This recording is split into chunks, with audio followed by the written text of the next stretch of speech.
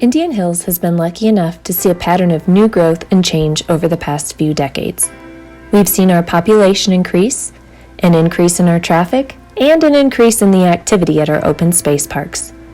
As you reflect on these changes, some of you may feel discouraged by this growth, perhaps feeling like the core values of our residents have changed. As I've taken the time to talk and interact with more members of our community and hear more stories from our long-time or previous residents, I find that the deeply established values of our community still hold strong today. This is the charm that draws residents in and makes it hard for them to leave. Specific themes are consistent in the stories that residents share: wanting to live a more simple life in the mountains, the value of living in the outdoors and embracing what this area has to offer, enjoying community events and getting involved. But most importantly, the strong relationships and friendships are what create the framework for this ideal place to call home.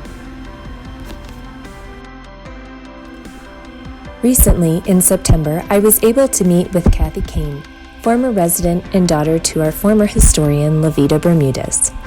Kathy contacted me after viewing our website, indianhillsco.org. She wanted to share with us her memories of Indian Hills in the 50s and 60s. This time was so idyllic during her life that she began writing short stories and memoirs of her time in Indian Hills.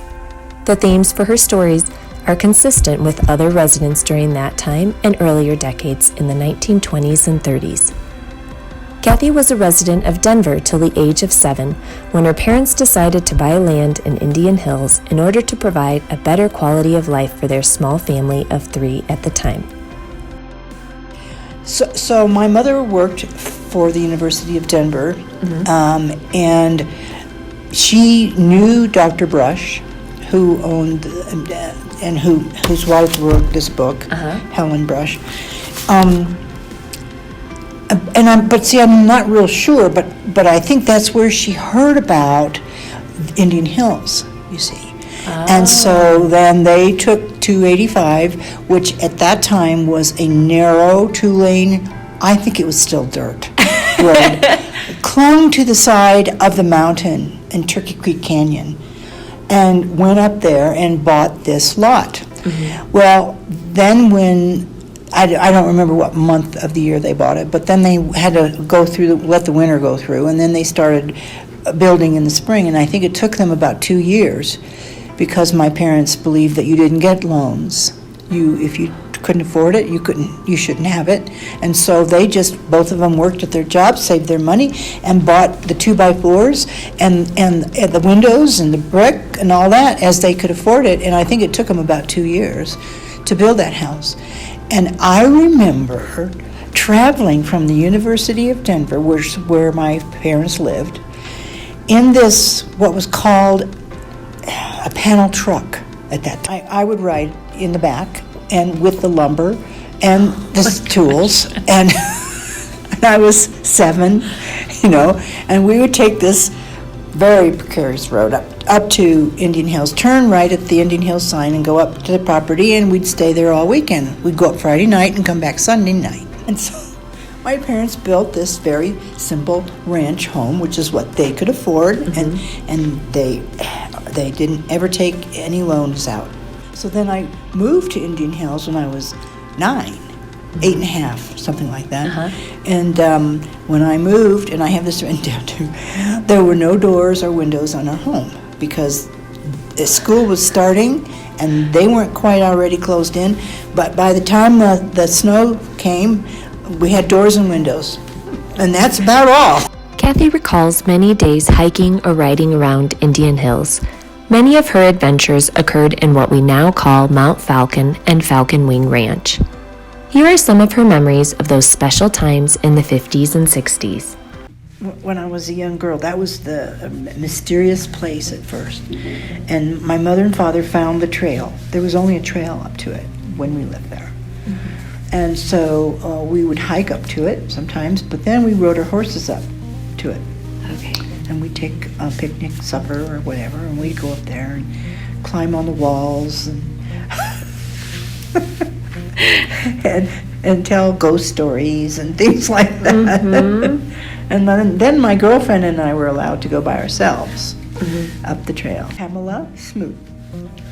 And she and I grew up there. She's still alive, too. And we still talk, and we rode horses together, and we would pasture our horses. We'd take them wherever we could find open land that didn't have a fence around it or a house on it, and we'd jump off, take the bridles off, put the halters on, and then we'd play games, board games. We'd take Monopoly, and we'd sit there and have our lunch while the horses were eating, because my parents have 3.2 acres, I think, and Pamela's had even fewer, and she had one horse. And that wasn't enough to sustain them. So we would take them out and let them pasture. We go to Pence Park, too. Okay. And let them out there.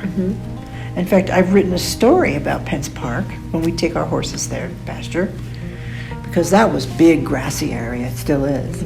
And that was a fun place to be. And we'd go there all day. And my parents would be down in Denver working, and I was out loose, running around with my horses. But we'd go there for the whole day, and we'd take our games, and the horses would munch and munch and munch and munch and munch. And when they finally got tired and just stood there, they were done eating, which was probably a couple hours. I mean, I don't remember exactly. Then we'd ride home again. And sometimes we'd get poured on, and we always rode bareback. And I wrote a short story called Chasing the Sun, because one of our entertainments was that in the summertime the big clouds would come along, and then they'd pass on, and then the sun would come out. And so we would chase the edge of the shadow of the clouds as fast as we could, but we'd never beat it because the sun would always hit us.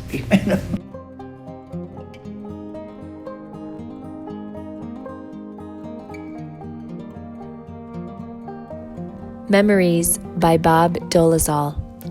I remember Levita as the beautiful person she is, always welcoming, happy to see us, always a gracious host. She has eyes that dance when laughter is in the air and a radiant smile that lifts everyone around her, and she was never shy to laugh out loud when something really tickled her. I recall the wonderful meals shared in the home they built on top of the mountain to the east. They both worked together to build the home and life for their family, away from the noise of the city and in the wonderful world of the mountains, in trees, fresh air, and the element. Their girls were lucky, and they know it. In this short clip, I've shared many of Kathy's stories with time spent outdoors. Kathy also remembers her mom, Levita's volunteerism with IHIA, and her dad, Reuven's work on the volunteer fire department. She has many stories that recall her parents' time square dancing with the Woodticks, going to the rodeos, parades, and spending time with good neighbors like Bob Dolezal and even Vince Rosmerick. Kathy Bermudez Kain's accounts of her time in Indian Hills paint the picture of a time that seems to be more simple and slower paced. That may be true, but as I flip through old Indian Hills albums and more recent digital photos, I realize we are not so far removed from the simple times when our community came together to celebrate and enjoy time spent together. With events like the 4th of July Fun Run, parade, pancake breakfast, movie nights in the park, spaghetti dinners, chili dinners, Thursday morning coffee club, and barbecues, we keep this small community's simple pleasures of coming together with friends and neighbors alive year in and year out. If you're not aware of what's coming up in Indian Hills, follow us on Facebook, or if you truly prefer the slower pace and want to support Indian Hills Improvement Association, go to indianhillsco.org and purchase one of our calendars with the IHIA events already penciled in.